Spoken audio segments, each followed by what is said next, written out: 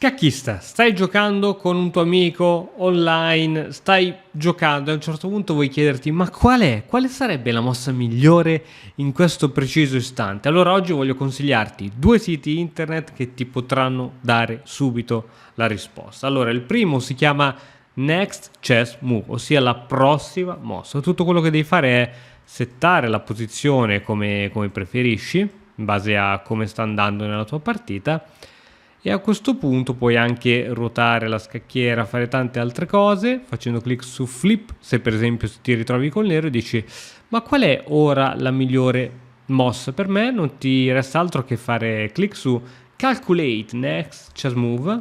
Lui ci mette un attimo a calcolare e attraverso la notazione algebrica, se non sai cos'è trovi un link, qui ti farò comparire un link dove te lo spiego, dice n per e5, ossia qui addirittura ti ha calcolato la mossa del bianco perché gli avevo detto che toccava al bianco, invece bisogna mettere black to move, è la mossa del nero, quindi aspettiamo un attimo che calcola.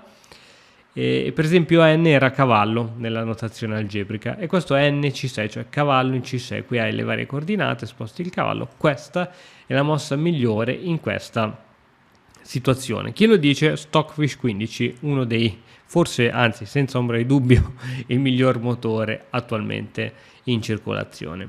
Questa è una possibilità, ma tu dici ma io non conosco la notazione algebrica, non c'ho voglia di imparare tutte queste coordinate. Allora l'altro sito che ti consiglio si chiama Chess Hub.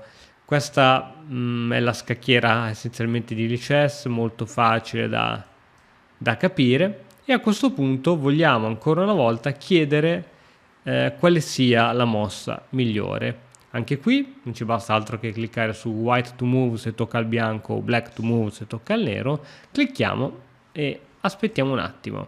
A questo punto è arrivato subito il suggerimento, cioè ci dice di prendere il nostro alfiere e di metterlo in B5. Non ci dice le coordinate, oddio, ce le scrive anche qui sopra, cioè best move is da F1 a B5, però se non hai voglia ancora di leggere il tutto non ti resta altro che prendere, spostarlo e quindi hai capito qual è la prossima mossa. Vuoi sapere qual è la prossima mossa del nero? A parte che l'aveva già detta, clicchiamo su black to move, ti dice cavallo da G8 a F6 eccetera eccetera. Ok? Due semplici siti per scoprire qual è la prossima mossa migliore a scacchi.